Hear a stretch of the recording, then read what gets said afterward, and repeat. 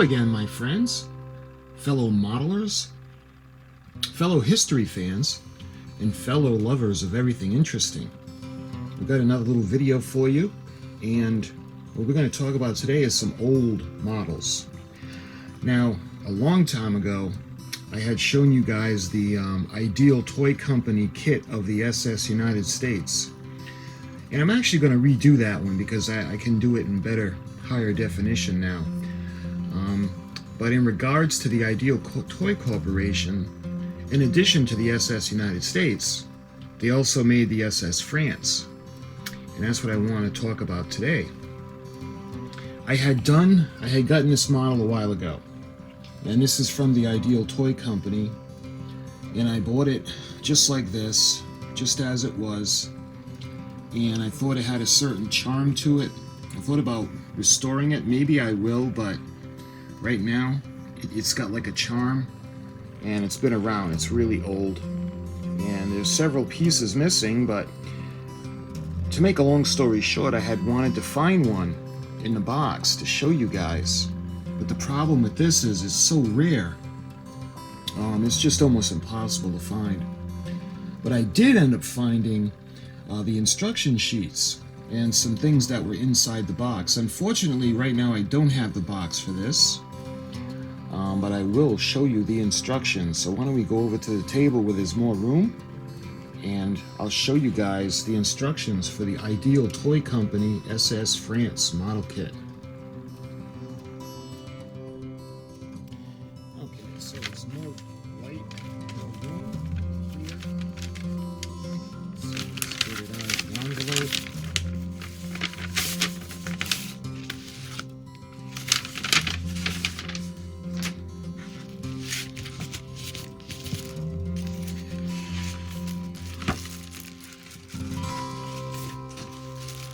I like how they put it into a folder. Okay, so let's get it out of the bag, like plastic wrap.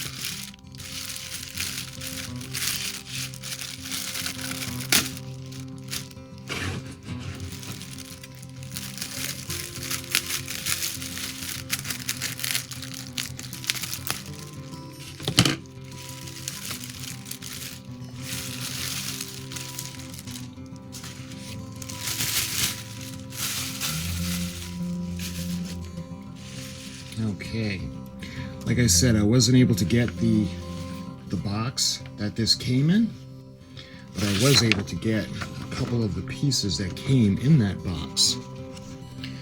And this letter,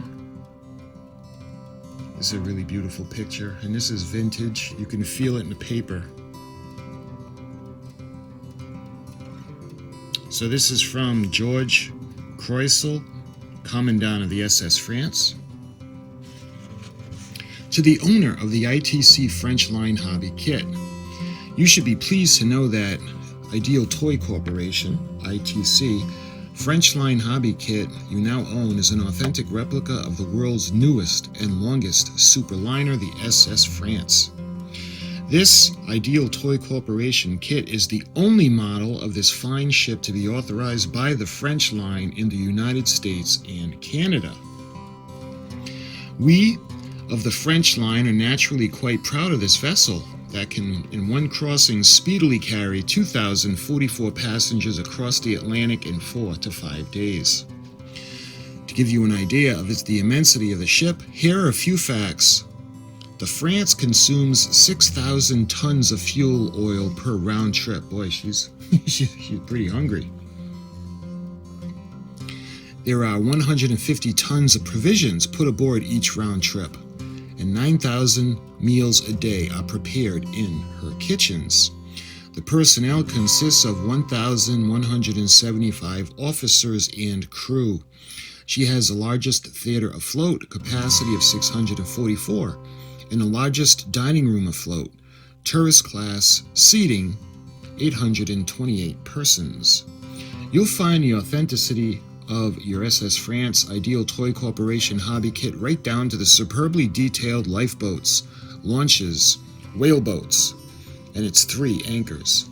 Once you've completed the model, set her up on 2 display pedestals. You'll be proud of your SS France as we are of the real ship. We wish you many happy hours of kit building enjoyment. Perhaps someday you may step aboard the SS France for a voyage to Europe and enjoy the luxuries of its swimming pools, lounges, shops, libraries, playrooms, and the largest theater afloat. We look forward. Well, we'll be looking for you, Bon voyage. Charles, and I hope I'm pronouncing his name correctly, Croisille, Commandant at the SS France. And this is really cool. So this came in a model kit, the original model kit. And when it comes to the anchors that they're talking about, now there are a couple of pieces on here that were broken that I just left on, so I don't want them to fall. I think one of the smokestacks, yeah, I might have glued it already, but when they speak of the 3 anchors, you can see 1. Turn her around. 2, and I don't know where the other one would be. It must be missing. You can see that, I don't know if that's the anchor crane.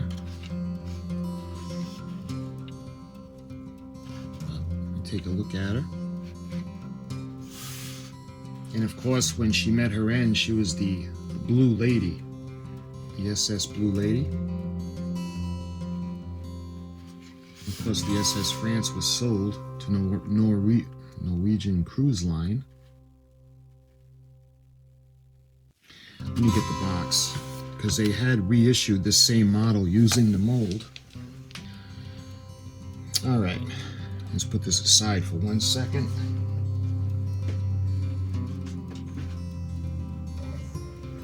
And let's show you the kit.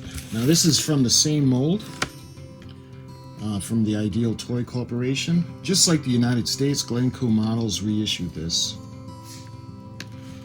A nice illustration of the ship on the box.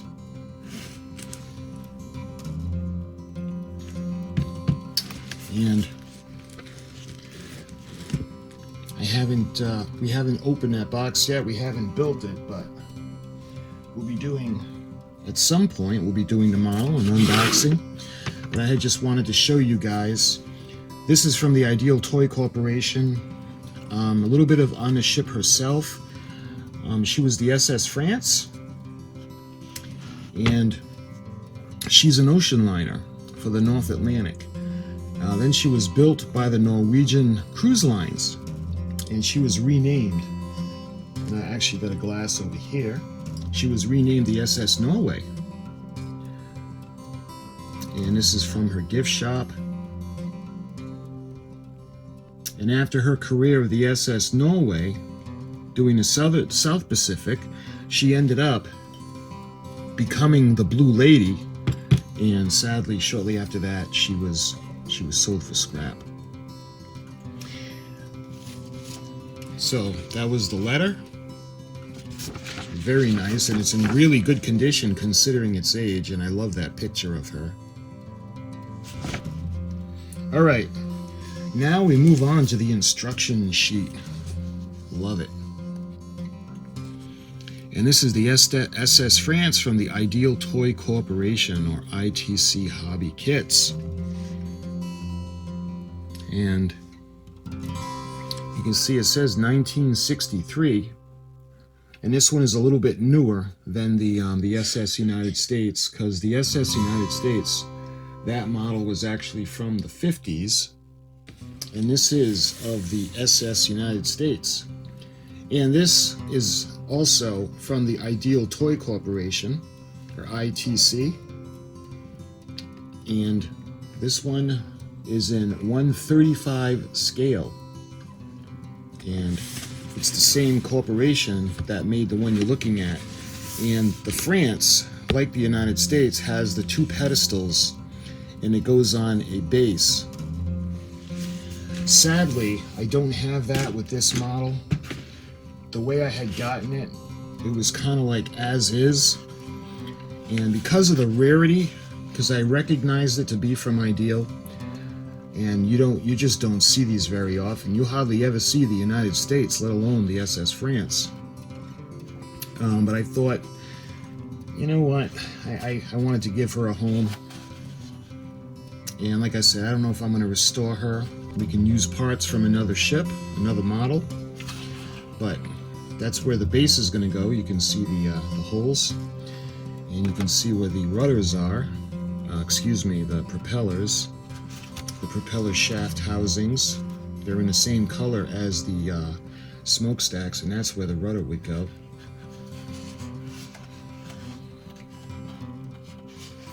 So like I said, I think she's got like a certain charm. The guy who sold it to me said that it was from a retired sales, what do you call it, travel agent.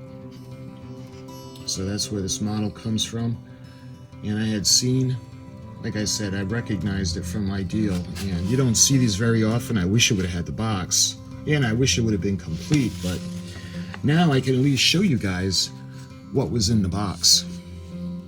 Let me try to zoom out a little bit. And you can see a picture of the lovely lady. The Superliner SS France is the world's longest and most luxurious passenger ship. This French-line showboat of the seas was built at a cost of $80 million and entered the North Atlantic service in February of 1962. Cruising at 30 knots or more, she can cross from New York to Lahore in 4 to 5 days. The France represents the ultimate in ocean liners, since it features the newest and best innovations in style, interior appointments, marine design, and engineering. The ship can carry a total of 2,044 passengers in plush comfort. There are just two classes, first and tourist. Nearly 2/3 of the accommodations are for tourist class. Each class boasts of its own promenade deck and separate swimming pool. The ship is completely air-conditioned, and its 664-seat theater is the largest afloat. There are 8 bars, more than any other ship. The 69-foot Taurus main lounge bar is the longest one afloat. The largest dining room can seat over 800 people, and of course, the finest French cuisine and wines are served there. The hospital is also the largest aboard any ship. 22 automatic elevators serve 11 decks, and there are nearly a mile of open and enclosed decks for strolling, sports, or relaxing. A special hold has a capacity of 100 cars. Wow. The liner's most distinctive feature, her twin wind funnels, were designed for the passenger's comfort. A 65-foot span of the wings have exhaust ports at the tips, and the funnels contain soot baffles and adjustable smoke deflectors. The exhaust is driven out and the sides toward the wind, and the wind over the wings lifts the gases upward and away from the decks. So that's a good idea. Another aid to passenger comfort are the 4 retractable stabilizer fins extending from the hull sides below the waterline. Each 90-square-foot fin has gyro-directed machinery which changes its angle with the hull to counteract the roll of the ship. These hinge blades can thus reduce the sea-sickening 20-degree roll by a mere 3 degrees. So that's pretty convenient. The France follows latest design trends by utilizing light alloys, glass, and plastics throughout the ship as a fire precaution. That's kind of like the United States did. The only places on the entire ship where wood are used are in the stern decks. The fine hull lines of the France do not have a single flat plate. Their sleek skin is welded, not riveted. These features greatly aid her speed and resulted in lower horsepower requirements than her designers calculated. And it's a sign of the times when they're talking about no rivets being used. An important safety feature built into the France is designed to keep her afloat and maneuverable even with several compartments flooded, and I think we know what that's referencing.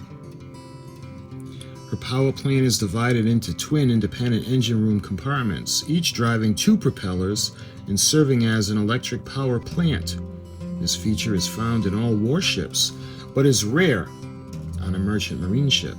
With hull undamaged and only one engine room operating, the France can maintain 23 knots due to her large reserve of power. Nice. Both engine rooms together produce 160,000 horsepower. 8 boilers serve 4 turbines, and turbines turn the 4 propeller shafts through 18-to-1 reduction gearboxes. Shaft speed is slow at cruise about 150 RPMs due to the efficient high-pitch 18-foot diameter propellers. The France can carry 9,000 tons of fuel oil, enough for a North Atlantic round trip. No fresh water for the boilers is carried, since she can distill seawater at a rate of 1,400 tons a day. Wow. This system permits a greater fuel load to be carried. The France carries 20 standard lifeboats, 2 cabin launches, and 2 whaleboats, which have the total capacity of 3,410 persons, greater than the combined passenger and total of the crew. Again, you know what they're referencing. The France was built at Penhoet Shipyard, Saint-Nazaire, France. Her keel was laid on October 7, 1957, and she was launched May 11th of 1960. And taking a look at her specifications, her length is 1,035 feet, her beam is 110 feet, and her gross tons is 60,000 tons. She has 12 decks and 160,000 horsepower, and she can go faster than 30 knots. Passengers, 2,044, and 1,100 crew members, and she's propelled by 4-screw steam turbine engines. And I've done a history on this magnificent ship, if you want to check that out. But we're going to go right into the instructions now. For the general instructions, the SS France is a precision-engineered model kit. You should carefully read through the assembly instructions so you will thoroughly understand them before starting to assemble the model. Use care during assembly and follow the step-by-step instructions. To complete the model, you will need the following: polystyrene cement. Do not use any other. A single-edge razor blade, a sharp knife to remove excess plastic from the parts. A rag for removal excess cement from your hands before handling the parts. Small tweezers, masking tape, and clamps, brushes, and enamel paints. C. Painting tips. All plastic parts have an identifying number stamped either directly on the piece or in a bar near the piece, and a small tab which must be removed connected to the piece. This number corresponds to numbers in the assembly drawing. Remove any burrs or flash from the parts. Position each piece first to determine the fit before cementing. Apply cement sparingly and allow all surfaces to dry. Too much cement will distort the parts. Boy, did I find out that the hard way with all the USS Enterprise AMT model kits that I destroyed through my childhood. Place contents of the bags in a box and cover to avoid losing small parts. Above all, do not attempt to rush the model to completion. Care and patience will result in a model you will be proud of. So, looking at the painting tips, use only paint or enamel made for plastics. Paint details with a small pointed brush. Around a flat brush of about 1/2 inch wide should be used for painting large areas such as the hull. The smoothest paint job can be attained by using spray can enamels. I wonder if this was pre-colored, because I don't think that's a paint job. I think that's from the factory. That looks like that. They might have put on the white stripe. We'll see. Painting instructions. Follow the instructions to finish your France model in authentic colors. You will need following colors: silver, gold, glossy black, flat orange, dark flat red, flat tan, and flat green. Step 1 of the foredeck hatch area, that's green. Below the hull waterline, dark red. Rudder, dark red. The propellers are gold. The shaft housings and struts, dark red. Radar antenna, silver mast, white, and silver knobs. Lower funnels are red. Upper funnels are black. France, silver. Decks, green. Ladders, silver. Life rafts are orange. Nice. The afterdeck, the stern only, is tan with silver ladders and silver pool skylight. bridge wings, tan decks, silver ladders, lifeboats, and whaleboats are the orange covers on them. Cabin launch, the orange. The boat decks are green, much like the SS United States. Anchors are black, the pedestals are gold, the stabilizers and the bilge keels are dark red. Of course, below the waterline would be dark red. And moving on, finally we get to step 1. You can see it says do not paint. The hatch area would be green.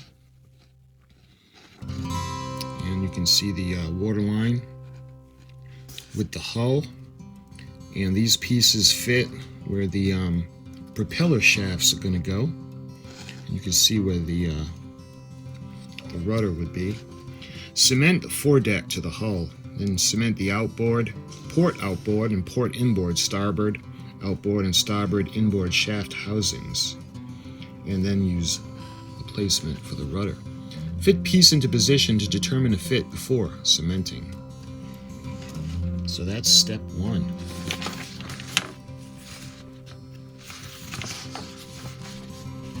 And moving on to step 2, you can see the propeller shafts.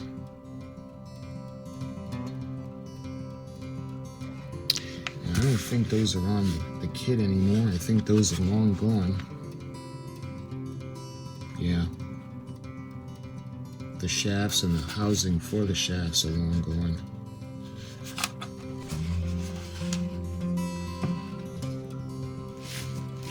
You can see a drawing of the assembled shafts and how they should look. Do not paint the shafts.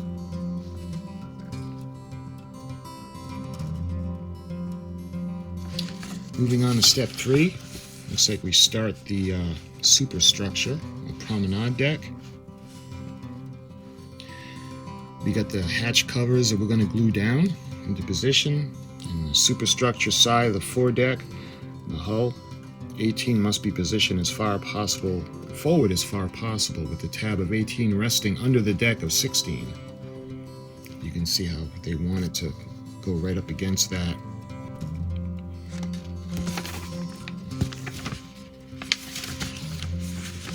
So on to step 4, you can see the smokestacks. And those are actually in two parts. You can see the France sign. The radar antennas, the upper radar mast, yard arm, lower radar mast, and the sun deck unit. The funnels, the vent house patio, and the France signs, jack staff, and both ventilators.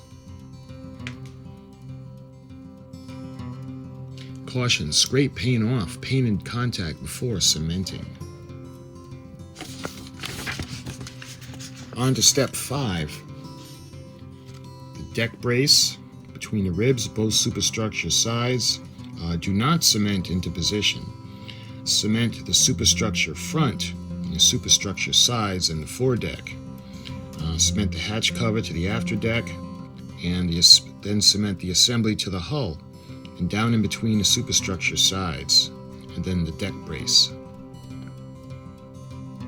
Fit piece into position to determine the fit before cementing.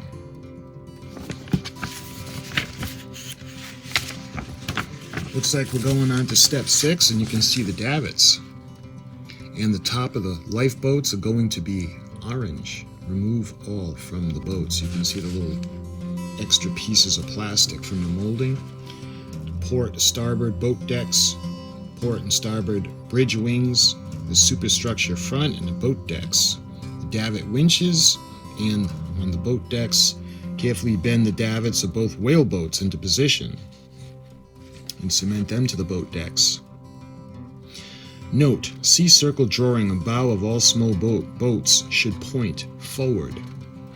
Cement the davits, the cabin launches to the boat decks. Carefully bend the davits of 20 lifeboats, 44. Cement in position is described in paragraph D. You can see the assembly removed from the boats on the bottom, and you can paint the tops orange. On to step 7. You can see the front, the bow, and the right and the left cargo winches, the foredeck, the king post and the jack staff, and the cargo booms.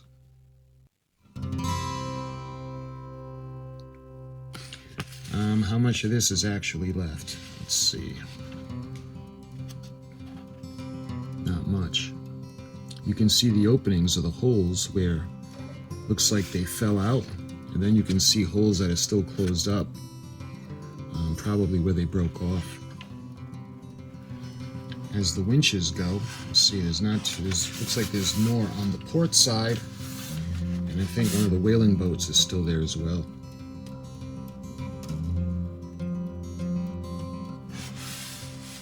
Nice.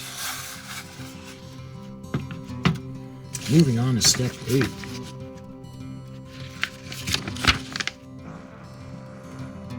We got the left cargo winches and the right cargo winches for the afterdeck, the king posts and the ensign staff, and the cargo booms. And I wonder how much of that is actually left.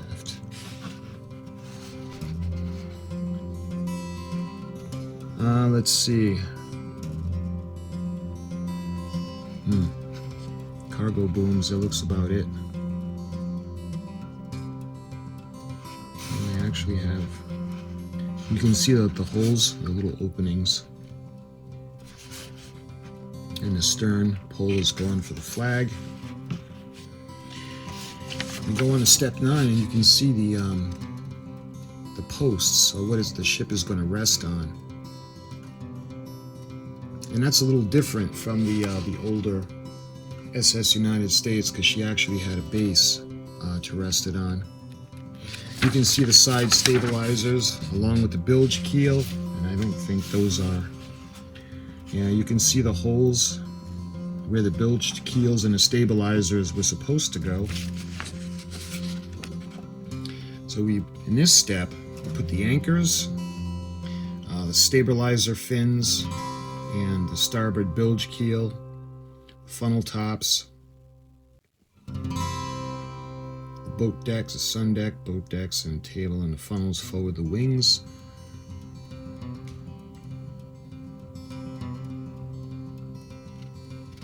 Flags in the cut position, the flags in the mast of the ensign staff, and place the ship on the pedestals. Apply sensitive pressure to the white boot tape, the top tape along the ship's hull, where the black top sides and the red bottom paint meet. That's step 9. And finally we go on to step 10. You can see the United States flag is going to go on the foremast. If you wish to rig your model with a fine black linen thread, you must use extreme care when rigging so that it does not mar the finish of your model. Where there is no place to tie a line to, use a drop of cement to anchor the line in position. Note, the funnels must be cemented in place if model is to be rigged. You can see the rigging going between the funnels, coming down to the back of the radar tower or the foremast. And then you can see a parts list, what we should have with the model. The foredeck, the hull, port, outboards, shaft housing. Yeah, there's a lot of this that's missing. Let me show you guys the parts list. And that, my friends, is from 1963, the Ideal Toy Corporation. So this is from 1963, and it's of this kit. Remove the Norway glass. I don't want anything to happen to it. Let's see. We find a date on the Glencoe model kit. Let's see.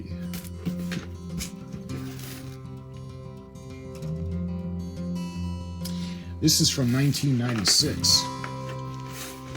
So I'm not sure if you're going from 1963 to 1996. That's a long time. But let me put the box in the background. like I said, I wanted to show you guys the Ideal Toy Corporation, the SS France. I wish I could have had the box.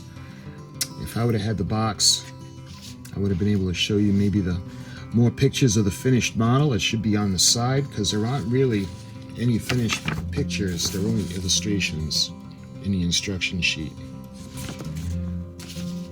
And I thought this was a really nice little added bonus that actually came with the kit. And look at the condition that it's in.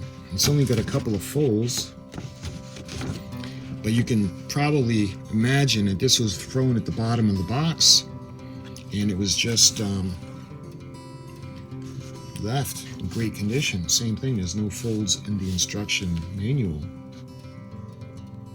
So my friends, I hope you enjoyed this quick little video on the Ideal Toy Corporation. This would be for the SS France, this lovely lady. Like I said, I did a history of her. If you want, check it out. I'll put the link in the description for you to see. And until my next vintage model video, my friends, I'll talk to you soon.